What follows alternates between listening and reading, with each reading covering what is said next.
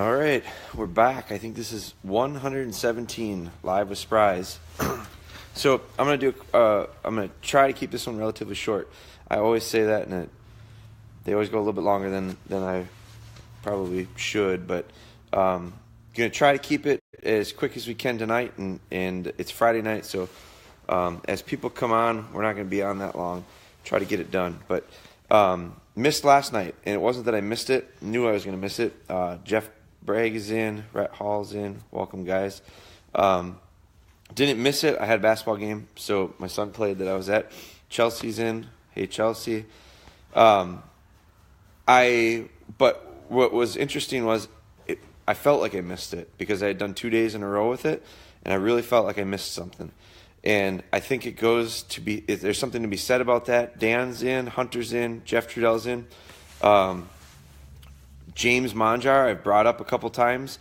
I just got a message from him, day 49. Checked in with me again for hold conditioning. So hold conditioning is something that's really interesting and takes that commitment. Hey, Vicky, Brian, Jeff got in, Taylor is in. Takes a ton of commitment. You got to see it through. I think what's really interesting is how after just 2 days of going live again, earlier this week, missed a day. Felt a little strange that I missed it. Didn't want to miss it again tonight. And so one of the things that it's just the routine or the habit that I'm starting to form in a really short period of time. But Colin's in, Joe's in, Marty, good evening.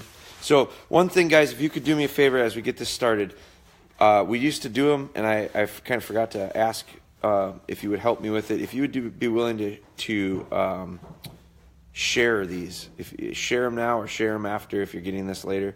Our hope is to get to as many people that the Live with Spry series can help.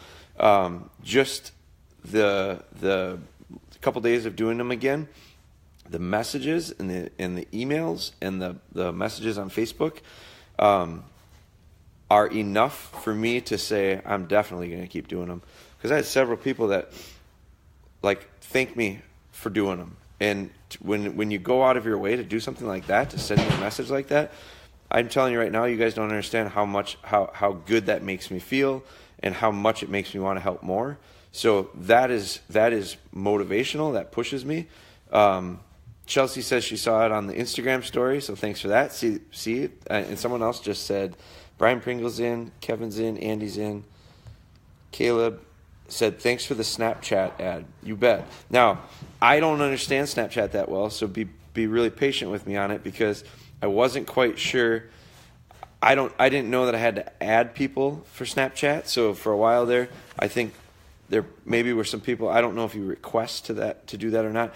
I'm not sure yet. But what I have been doing is using it as a story thing, and I suppose I don't know if people can see my story or not if they're not added or whatever you call that. So I'm going to continue to work on that. But that's me trying to figure some of this stuff out. So Chelsea says she saw it on Instagram, which I suppose that's different than Snapchat. But I don't know. Some people maybe watch Snapchat more than the other ones. But so we are going to use it. I am going to use them for quick, short training things during the day. Like those are way easier for me to do than a Facebook Live. So I'm still going to do the Facebook Live stuff, but I have to. I'm going to use those other tools because I think those are quick and they're easy. It's just a different way of being able to get some stuff out there. But Dean Muthig joined in. Cam Cutters is in. David Snipes. Sugar says hi. Jeff says he's caught the Snapchat thing too. So hi, we're Snapchat friends now. See? So I must have. The Snapchat name is @DogboneHunter, Cody. All of our stuff is @DogboneHunter. YouTube, Facebook, Instagram, Twitter. Don't really use it that much. I think it's linked to one of my other ones. All the other stuff. Pinterest. I don't even think we have a Pinterest. So Chad says he's glad we're doing the lives again. I'm telling you guys, that's the easiest way for me to motivate myself is to have a couple people that sent messages this week, and I thank them. A couple of them are on right now. Let me scroll back here. I'll find them after. But just saw it. So that was part of. I actually made a list tonight. Like, I'm gonna actually start thinking about organizing it a little bit better. One of the things that I wanted to ask about was, and I'm going to show you some stuff with heel work with Spry, because it's a couple questions that came up this week about heel work. It's a little more advanced. It's getting dogs off of lead. So my goal is to get really good footwork and get really good heel work. You've seen that with some of the younger dogs that I'm training right now. Some of the younger dogs don't have very good footwork. Moja doesn't have very good footwork. Tito doesn't have very good footwork. Elsa actually isn't that bad. I'm kind of impressed with her footwork to this point. I'm trying to think who else I got. I got Cody this week. I haven't even put Cody on a leash. Okay, Cody's a new dog. Cody's a sister to Tito. So we have an influx of young dogs at our house right now. That's where a lot of the Snapchat and the Instagram stuff is going to go, because as I'm working with those dogs in real short bursts and short increments, I'm going to try to start sharing them more on those social platforms. I just didn't use them that much. Was training the dogs, wasn't documenting it through those platforms. Now we're going to start doing that. So footwork is what I'm going to talk about, or not what I'm going to talk about tonight. What I'm going to talk about tonight is getting Spry off lead and how I did it, because I had a couple questions about people asking, how do you get them off lead? Well, first off, they have to be perfect on lead. Steph joined in, Jacob's in, Nick Ackerman's in, Angie's in, Amanda, hello, Tony. After watching a few of your videos on how you train, I'm planning on using your method for my next lap up. That's awesome. I appreciate that, Tony. Jason Erickson got in. Love that you're doing the lives again, said Chad. Well, I am too. And so to that point, I really get sidetracked. To that point, getting back to the idea of repetition and routine, just doing them a couple days is making it easier for me to do them. I think it's a lesson, okay? I've talked about and mentioned the idea of that I'm not in very good shape, and I feel like I don't have a lot of energy, and I want to get in better shape. So how do you do it? Well, I know how to do it. It's not complicated. It's relatively simple. Doing it is hard. So I was inspired recently, motivated by watching some guys last weekend play hockey, and literally that was like that was the thing that pushed me over. I had a lot of other things. My wife inspires and motivates me to do things. My kid does. A lot of people in my life do. This was the one that pushed it over. So this week, hey, I did 10 push-ups. And I was sore as hell the next day. 10 push-ups, that's not very much. Trust me, it's not. But I was really sore. I ate a bunch of hard-boiled eggs this week. I drank a lot of water. I've been peeing about every 10 minutes because I'm drinking so much water. Well, by being motivated by watching these guys last week and the constant encouragement that I had from my family to do it, it's pushed me to the edge of doing it. And if I continue to do it, I think it will get easier. I think the same can be said about me doing lives. The more I do them, the easier they're going to get. I think the same can be said about you guys training. If you just watch lives, your dog won't learn anything. You're going to have to apply some of this stuff. You're going to have to do it. So now I'm going to spin the phone around because I've got these guys. Steph just commented, I've been eating a lot of bananas lately. I like sweet stuff. And someone said that you can't have sugar. It's not good for you. So I like bananas. So I have eaten a lot of bananas this week. So Chelsea said, so what my point with that is if you guys, I'm almost thinking about, at one point we did a 7-day challenge where I challenged people to simply check in daily, one way or another. It didn't have to be very complicated. A simple picture, messaged or posted to Dogbone's page. That was all you needed to do. And we did a 7-day challenge, and what we did was I said, pick one thing that you that you're working on. So pick one thing, work on it for 7 straight days. Just focus on it. It can be super simple, but do it 7 straight days. And at the end of 7 days, let's look at where you are from day 1. And the way you're going to be able to do that is you're going to have some type of documentation of it. So I challenged people to document their own training. Hey, it's enough. I challenged people to document their own training for 7 days, and after 7 days, there was measurable results. But what the key is that's 7 straight days, and it doesn't sound like a lot, but most of us struggle to be consistent 7 straight days in a row. So, do more lives, says Tommy. I'm not falling for the banana and the tailpipe. No. I don't know if there's more to that than I think, but I ate a lot of bananas. There's no doubt about that, Dean. Quick Trip, man, 38 cents a pound. It was the best buy I've had in a long time. But so I'm thinking about going back to a 7-day challenge because I do think that will help all of us get into our routine, help all of us stick with the routine, help all of us get something going, and then you'll see results. And it's really easy to do it when you see results. It'll be easy for me to do it when I actually feel a little bit better. When I don't even care about losing weight, although I think it's inevitable it'll happen. But as soon as I have a little more energy, it'll be a lot easier for me to do this stuff.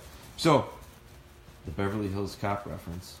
I've seen that. Okay, so I want to talk about getting her off lead. Chelsea said something about, I just decided to try Jack's off-lead healing today around the house. It was not too long, but we made it left and right hand turns, stopping and starting, etc., and I was happy. Good. Now, I think it makes sense to do anything that we do with our dogs and build off of lessons. So I also think we can't be off-lead if we're not on-lead perfect. So if you go back and you watch the on-lead work, now Spry does pretty well. I'll be tempted to see because I haven't had her off lead a lot lately. I guess not real. I haven't been real picky with it, I should say. I'm gonna take her off there. Spry here. Spry. So she's gonna come off under control. Sit. And then this is gonna be the start of our lesson. Now normally I'd like to get something out of maybe a little bit of a walk, maybe a little bit of a controlled walk where we can get some of this ramping up. To get into what we want to learn, but because it's freaking cold out and I'm not doing much outside in this weather, I'm really feeling like I'm getting old, but I just don't like it. It's too hard on me. I think it is a little hard on the dogs. I think they handle it better than I do. So what I am going to do here is get her out under control. Now that's another point I got to talk about. Remind me. But so she's going to come out. She comes off bed. Under control, here she is. Now, when I've started her off lead, now I should do this incrementally. So this will make sense. So let me spin around again. Let me get here. Again, guys, we're not fancy. I have tape on the side of my file cabinet, and I am just taping the phone to it. Now I'm going to talk about these two different sizes, right? So these are the adjustable leaders. Now two different sizes. You can see now it doesn't look drastically different. It's 6 inches. So with her, I'm using the smaller size. With the long one, I'll show you the difference. But it's a slip that's adjustable. So what it's going to allow me to do is put this on the dog in the right position. I'm going to always, now this is flipped around because this is my left. It looks like my right. Honestly, it's my left. There's my ring. So when I have it, when I heel my dogs on the left, which is my preference, I'm going to make the letter P and I'm going to slide it up over their head. Okay? Now you can't use it backwards. This is the same as the slip chain. You can't use it backwards. And if you're new to these, some of you might be new to these. Some of you probably have watched all of this before with the basics of it. And when I was early healing with her on lead, but if you put it on backwards, it chokes them and it won't release. So the whole idea of this is if I want to have a little pressure, I can put it on, but then it'll turn right off. So it's on and off, on and off, and on. So I got to have the letter P, which is, it looks backwards in this, but it's the letter P over their head because I'm going to heel them on my left-hand side. So I'm going to do this tonight incrementally. So we're going to go on lead first, and I'm going to show you her feet. And I hope she does well. I think she will. But what I need is perfect. I need perfect feet before I'm going to start to come off lead. And I'm picky about it. And I'm really picky about it because if I don't have her feet right here, I won't have her feet out there. And I want that control. I had a question the other day about a dog that chases mice when they're shed hunting. And what can they do? And I said, well, it's simple. I think you can teach a leave it command, which is something I do with all of our dogs, leave it. I don't care if there's a rooster right there and I've got a pheasant dog. If I say leave it, you're not going after it. So I said, you can teach a leave it command Or I think what it boils down to, bigger picture, is control. It's a control issue. So I want to be able to have complete control. So if the mice are too much and too distracting to do what I want you to do, I don't have the level of control that I need. So I need it to be really, really good. So when I put this on, now the nice part about it, here's why I like it. Well, we'll get to that, I guess. So positioning is important. You can go back and watch all this stuff that we did with Live with Spry. Like I did a lot of heel work with her. I do a lot of heel work with every dog. So when I heel her, watch her feet. She should be in position. Now, I like her shoulder. Little feather, little feather, little feather, little feather. I like her shoulder in line with my knee. That's like ideal. So I'm going to circle back. And then I'm going to come so that you can see right there.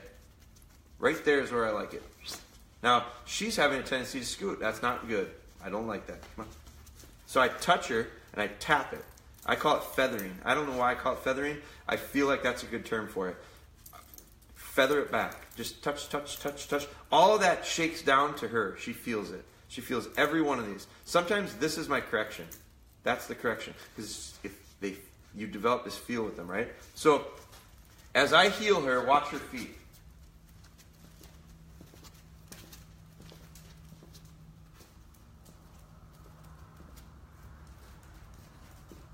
The other thing is watch her bend. Watch the way her body bends when I get close here.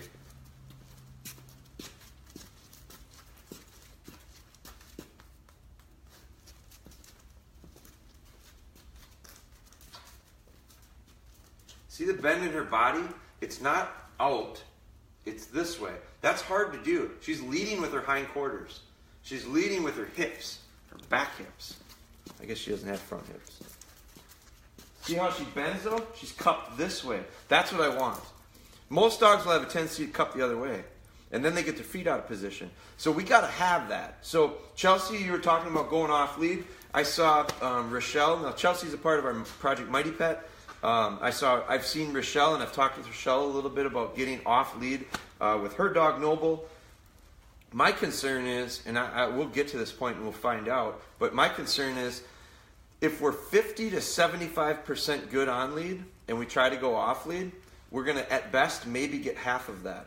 So we might be like 30 to 40% good on off lead. I have no interest in 30 to 40% dogs. I have no interest in 75% dogs. I want them to be 100%. Now, can I ever get 100% out of them? No, but I want to get as much out of them as possible. So when I heel her,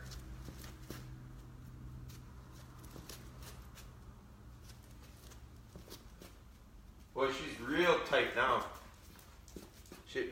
I love her little shoulder right at my knee now. There she gets out in front. Don't like that. So I'm going to work her a little bit. I want to get, the other thing is you got to get in a rhythm. Sometimes when I do these lives, we don't get a damn thing out of them. Not me and her. We don't get much out of it. We get a lot more out of it when it's me and her and no phone. And the problem that gets in the way is I spend more time talking to the phone than I do her, and I don't hardly ever talk to her, but I'm not even paying attention to her. So we have a real difficult time with this. And so when I start getting into this, at some point I might just stop talking about it and just do it. And then I'll talk about it after. But I think it's important to get a rhythm, a cadence, a syncing. We got to tie in with them. So I'm going to go, I want to just get really good feet. So I'm going to shut up for a minute. I'm going to just go back and forth and watch what will happen. This scooch around, scooch around, scooch around is less likely to happen.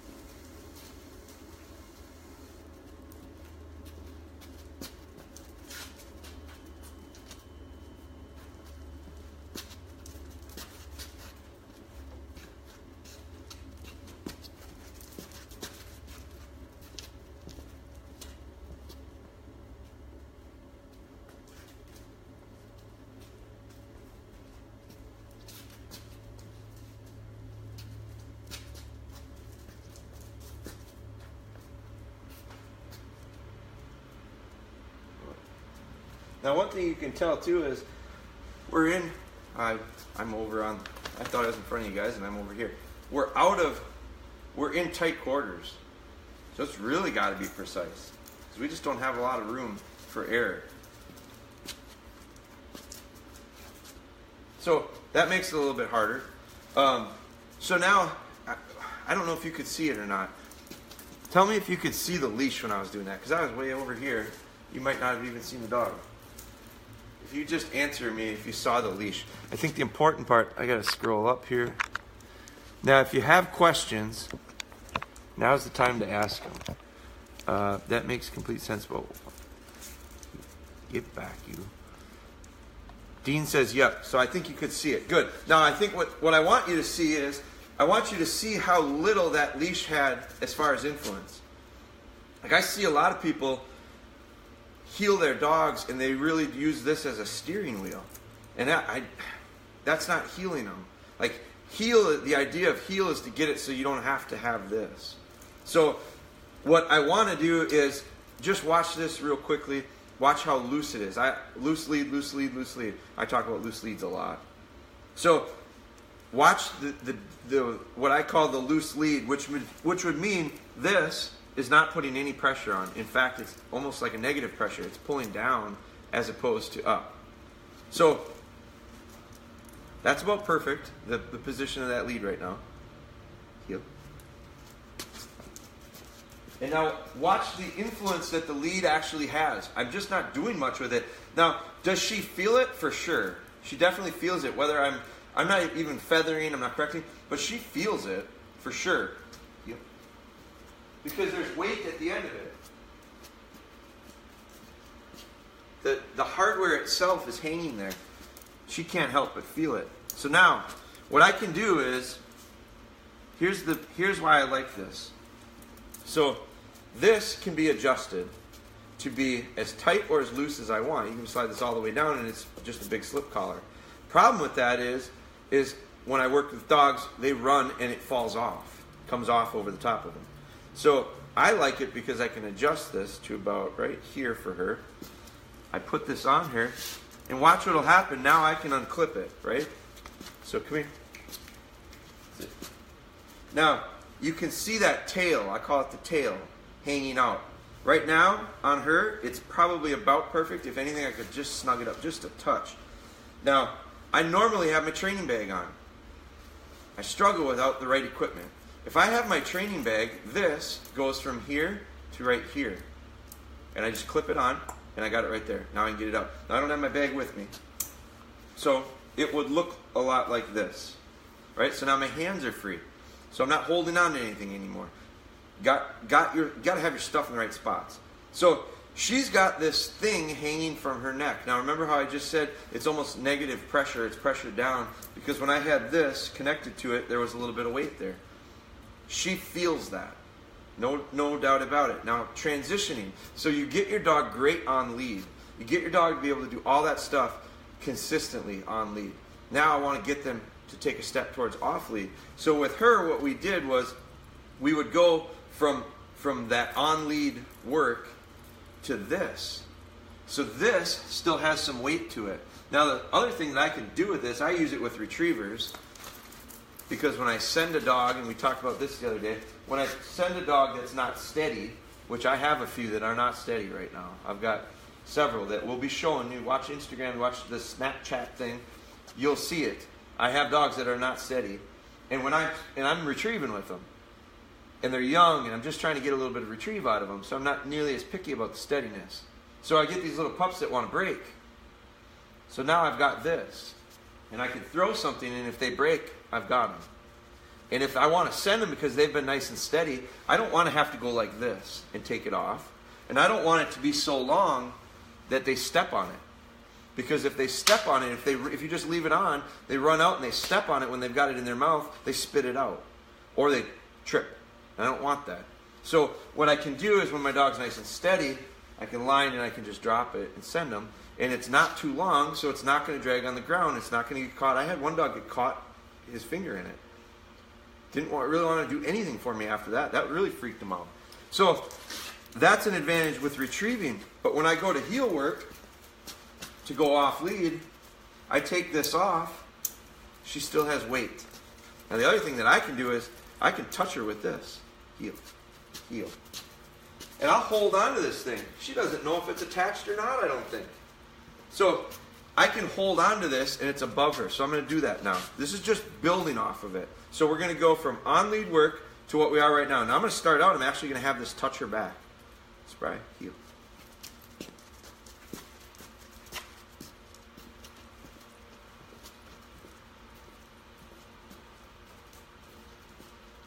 She's in real good position.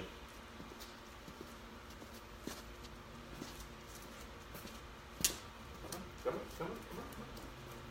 Come on.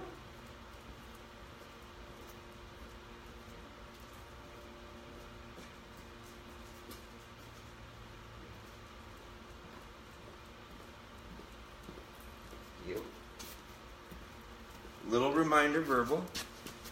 Gotta shut this, low battery it says, so that'll really speed us up. Yeah. Now what I like to do is, if she gets out too far in front of me, I'll just touch her with it. Touch her with the other end of it. And usually what they'll do is they'll feel that and go, oh, right back to spot, right back to the spot, right back to the spot. This doesn't happen if you're not super good on lead. But when that is ingrained into their mind and you touch it and they shift right back into position, out of instinct, just out of natural, oh, I gotta get back, I gotta get back. They feel the combination of the weight hanging from their neck and the reminder occasionally of, I still got you, I still got you, I still got you. Now remember, if you're doing this, if you're to the point of going off lead, you're no longer making much for corrections, if any. There's a time when the dog's getting out where we're correcting and we're snapping. Now, she's really going to change when I give her one correction because she goes, I haven't been corrected like that in a long time. But if she were to get out and I were to correct with an on-off, quick on-off pressure, she's really going to respond. She's probably going to become hesitant at this point. But if you're still doing those types of corrections on lead, you can't go to this part because they get out and you got to give them a relatively what you could call a firm correction. You got to give them one. You can't anymore because you don't have them anymore. So the problem is if you're not ready for it, you can't do it. Heel. Heel.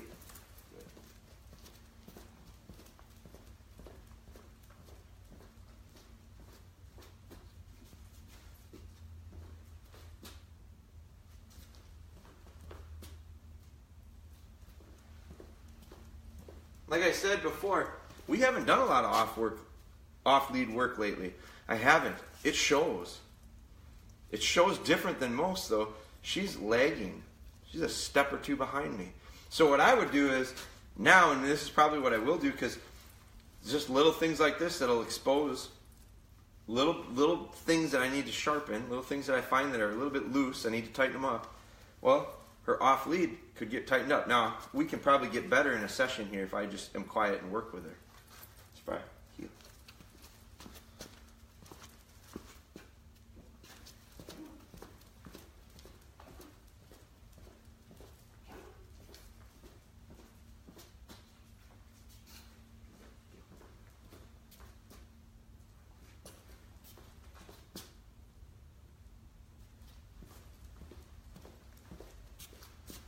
Now, if you know now this is a Taylor puppy.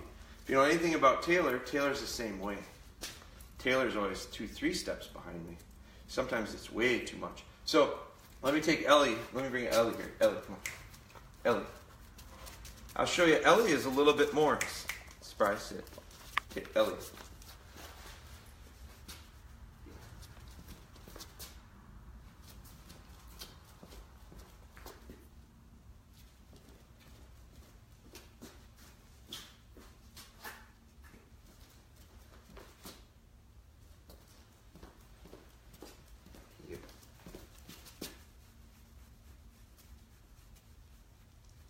I don't even know where she is. So this is something that me and her got to tune in. But watch her movements. She's real athletic, this dog. Yeah.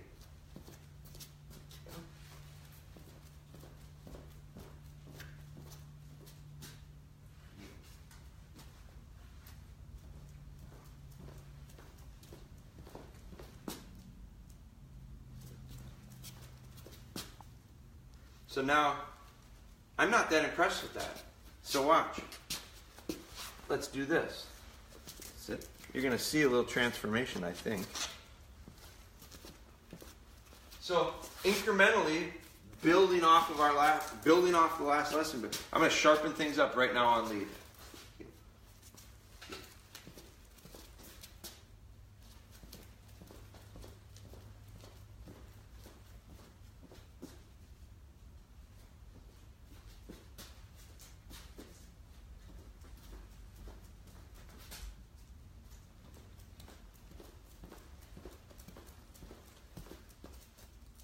There, that's what I want.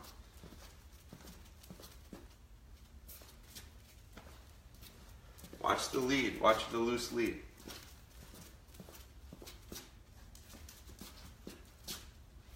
Kind of rough on those turns. That's better.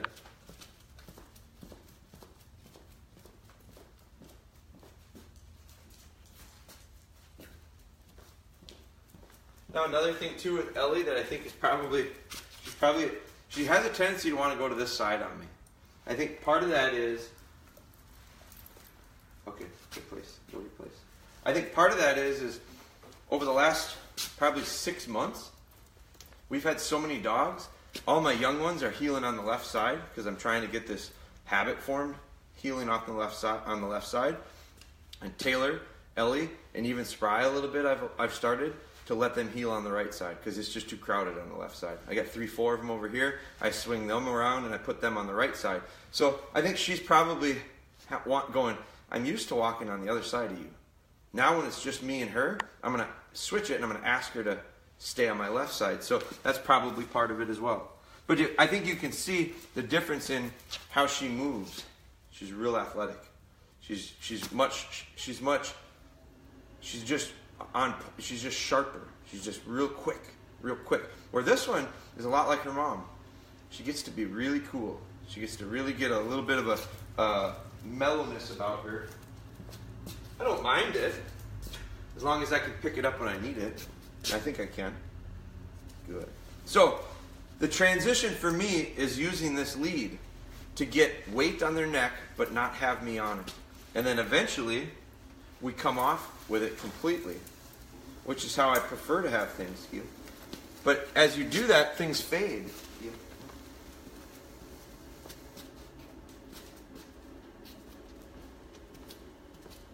There's less connection. There's less ability. See how she missed that turn? Her body, there it is.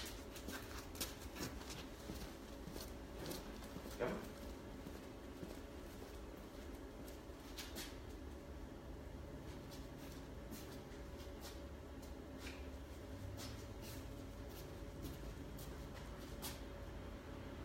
Now I think a lot of people would say, well, that looks just fine. I would take that. I won't. That's not enough. Got to get a lot crisper than that. So glad we're doing this because I wasn't really thinking about talking about this much, but I had a question about getting dogs off lead. So I kind of am going back, or I thought I was going back to show some stuff with her, and I realized, well, she's not perfect. She's not that great. Why is she not that great? Because I haven't been doing it with her that much. I haven't been focusing on this. You give me a week of this, and I'll bet you she'll be a lot sharper. So maybe that's my thing. Now, to this point, the reason I probably let it get to where it is, where it's not just that perfect, is because, quite honestly, it hasn't gotten in the way of anything. I haven't not been able to do anything, or do a drill, or do something specific that I'm trying to do. I haven't had that with her. So I didn't need it. Now, if I get into some type of a drill with her when I can get outside, and because her heel work is a little sloppy, I'm having issues with the drill, then I have to stop the drill and go, I got to fix these foundational stuff before I can do what I want to do in the drill. Which kind of brings me into, and I'm going to go through some questions now, so if you had questions, I hope you asked them. I'm going to bring her back over here. Around. Come here. So, one of the things that kind of is a spin-off of that is I met this week with a friend of mine took a workshop of ours, lives here locally.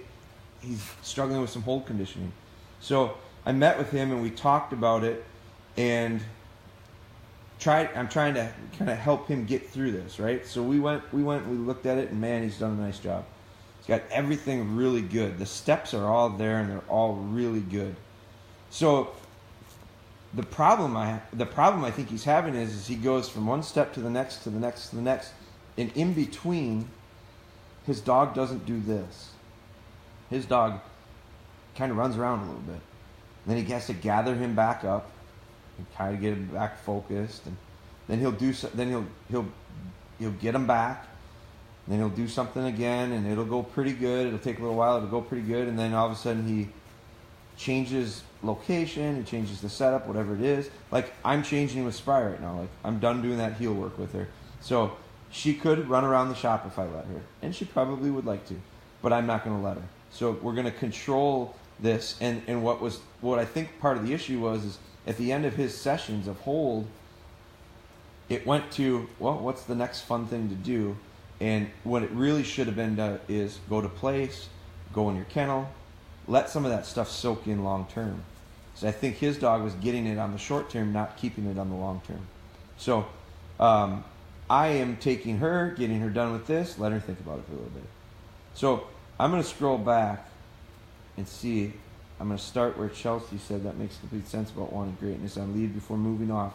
We're at a point where we need to move to a new location with more distractions. Public with people and dogs, and with the weather, I didn't feel like heading outside of him, so I wanted to challenge him, which brought us to try off-lead stuff tonight. Also wasn't sure he was smart enough. You know me, always thinking the worst. Yes, so you bring up a great point, Chelsea. I think you're right. You master it, and then you go change something. Change the location, change the distractions, change something, and most times you will end up realizing that, boy, I gotta maybe the basic shape is there, but you gotta really fine tune it a little bit. So that's the exact same situation I think you're in. So I don't blame you a bit. I wouldn't go outside tonight either. That was where Dean said yes, he could see it. I'm still working on my pup, still being out too far in front, Jeff. So the fix to that is 180s. The fix to that usually comes pretty quick if you're consistent. It's a real nice, crisp correction. It's got to be crisp. It can't be naggy. I think a lot of people get naggy with their dogs on lead. At Mighty Pet, there are examples of it. Paula, Chelsea will know who Paula is. Paula gets a little naggy with her dog sometimes on lead. And so I think her dog doesn't respond as well as he should because he's used to having a level 6 all the time. And so when she gives what she thinks is a level 10, which 10 is where you get the change out of him. On a scale of 1 to 10, 10 gets the change. She's at a 6 all the time, so when she goes to what she thinks is 10, 10 doesn't do it. She'll need to get to 16, and she can't get to 16. So sometimes it's the way to sharpen that up, Jeff, is first you got to be sure you're at 0 before the correction happens. When the correction happens, it has to be enough to make a change, and when the change happens, it has to go back to 0 so that they understand that's what you want. So dogs get into the tendency of getting step ahead, step ahead, step ahead. We let them, not intentionally, but we let them because they win the battle of endurance. They outlast us, and then we get naggy on our leads. And when there's a 5 or a 6 all the time, 10 isn't effective like it should be. So that could be it. But 180s are the drill that I'd be doing, Jeff. Trevor Barrett joined in. Seems like the longer you stopped and stood, the more she wanted to scoot around in front of you. Short stops seem good. This is the feathering the only method used to correct. With her, yeah, I think she was, and I think a lot of it, Dean, probably goes back to I just haven't done this much with her. I haven't done a lot of heel work with Spry, admittedly, just haven't. I've gone on a lot of walks lately, and I've got these 3 or now it's I guess 4 young dogs that I've focused on lead. I've got them on lead. I don't let them free run. Spry has kind of earned the idea. I think she's earned it that her and Taylor and Ellie And I've been letting Tito, because Tito has a really nice recall. So some of these dogs that recall really well, I've been letting them kind of get out. And then when they come back, there's a car coming, so I call them all back. Well, there's not enough room on my left-hand side. So most of the ones that I trust and are off lead have figured out if I shift over to the right-hand side, it's less crowded. And so I think that's part of it probably. The fix to it is go right back to what I had been doing on a one-on-one with her. I think I probably get that fixed. As far as if the feathering the only method you use to correct, that or I'll physically move. Like, I don't have a problem going like this. If she's out, especially like right now, I don't have a way to feather her. So because she's not out of position, I came in and she's in the position she's in. So if I tell her to heel, and she circles out in front of me, I can go like this. So she wants to circle out in front of me. A little too far. That's better. A little too far. If she got in front of me, you're a little too far. So I can physically just move myself as long as she responds to it. And I need these dogs to create this space. I don't want them touching me, and I don't want them out here. And I've had a couple dogs lately, over the last year, especially at some of the workshops last year, that really were out here. Like, they were way out. They wanted to be like 6 feet away. That's too far. So I don't want them crowding and bumping me, but I'd rather have them touch me with their ear once in a while than be 6 feet away. So I think sometimes situational, I guess, but one way I can fix that without feathering and giving her any type of feel to the neck is it's almost like the feel of our space. And so I position myself so that she has to adjust to the right spacing. That's one way I can get some change out of it. Dan says he got his stuff. Yeah, Dan ordered. Boy, you got it already. Today's Friday, I suppose. We think we shipped it Wednesday. Yeah, we talked on Wednesday, I think. My new little pup Jazz has an awesome natural retrieve. I'll have to get a video to show you. Now this is the little pointer, I think, Nicole, right? What is it? Is it a GSP or is it which one is it again? It's crazy to me how different each dog is. Sadie was very different from this new one when she was a puppy. Some of those pointing dogs have great retrieves, some of them struggle. And so I am really interested in watching how Nicole works with this new little pup for a lot of reasons. Nicole's going to be with us at our advanced, or I'm not calling it advanced, I'm calling it Next Steps workshop. We're going to actually shed hunt in Buffalo County for one of our workshops, and Nicole's going to be there with that pup. But I'm interested because I'm going to be getting a pointer, I think, in 2019. So I'm always curious on the pointer talk. Thor likes to drift off to the left away from me. We're back on lead. Best suggestion to help to correct. Right hand turns. You heel him on the left hand side. You're just turn to the right, and now it's correcting. He's smart. He'll figure out, boy, if I get closer, it's enough. You can see the nose working on her. Right hand turn or 90 degree, Jeff. Do squares.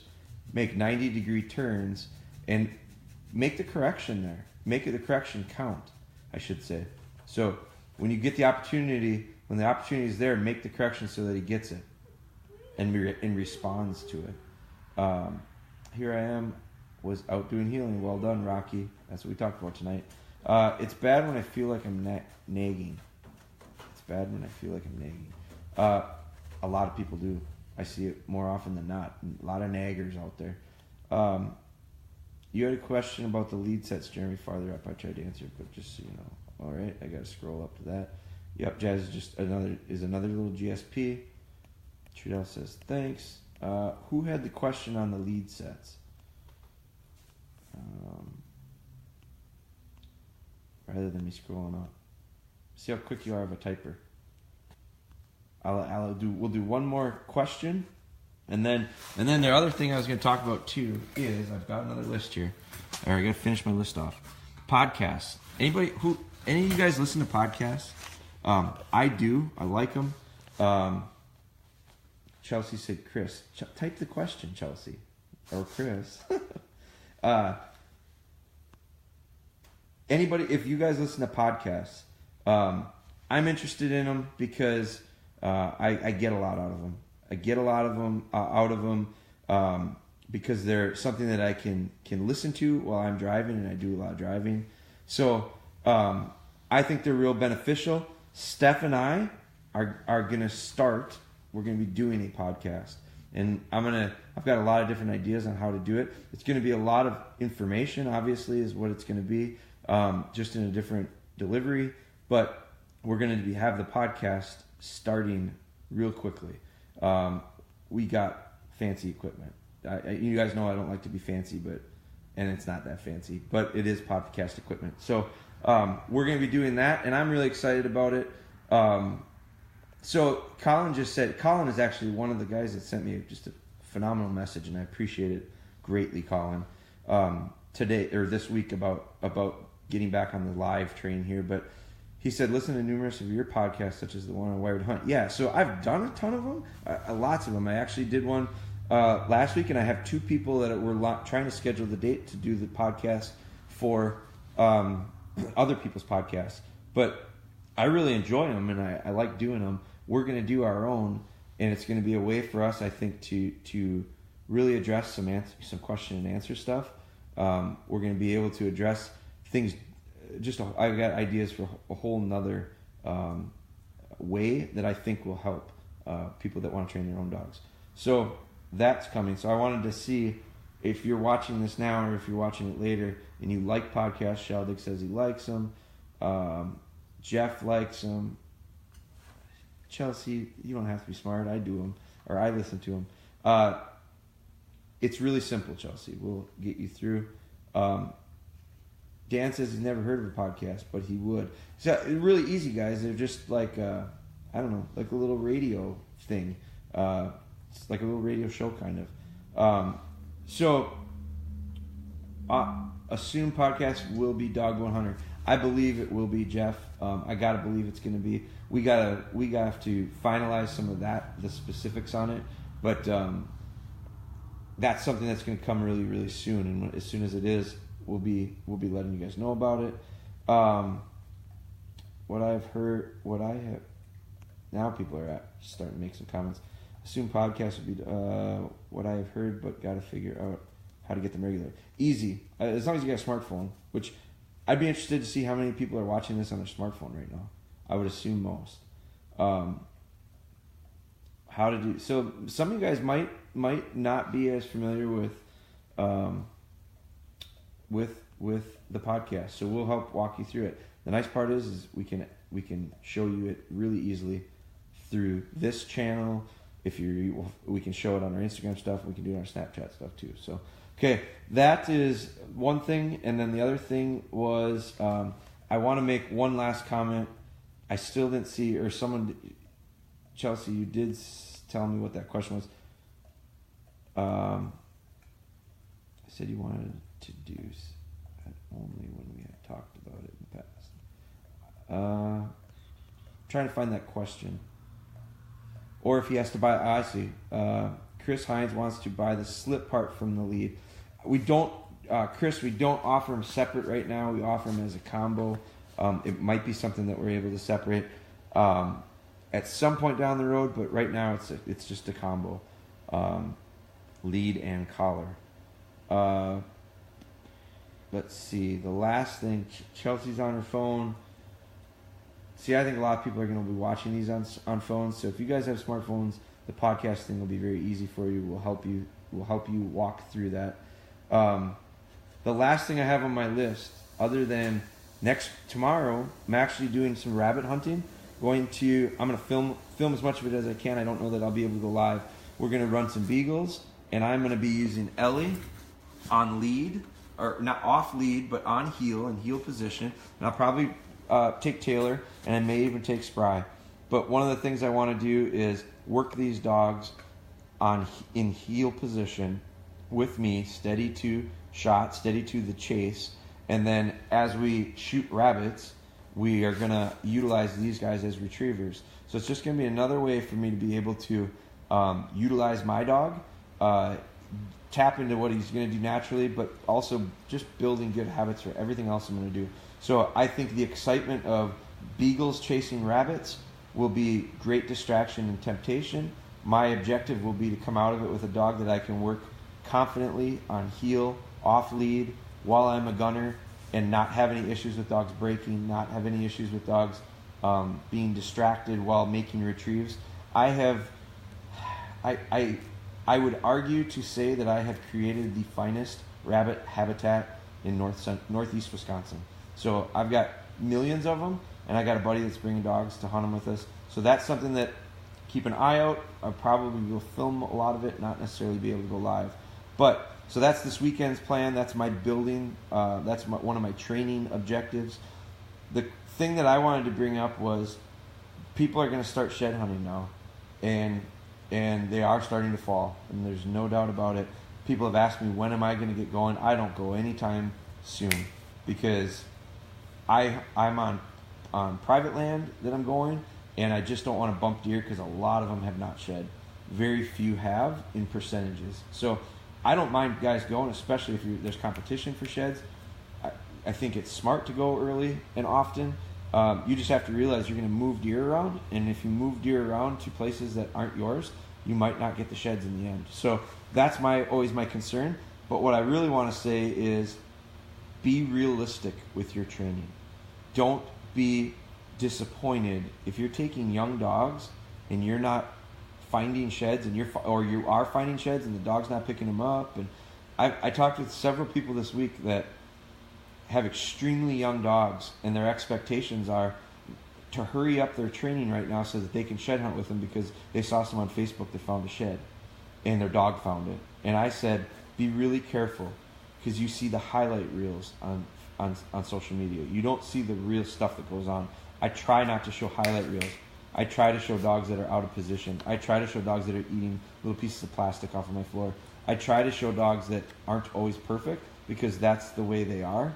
So if just because you see someone with a young dog that found an antler, I'm telling you, you're going to see a million of them between now and March or April. Take it all with a grain of salt, and don't worry about comparing. Do your thing, because we could care less. I want to make sure people aren't getting disappointed, because we've been training for 3 weeks or 3 months, and my dog keeps running over the antler. Because as soon as you're disappointed, your dog is disappointed. And as soon as your dog's disappointed, they're not learning anything.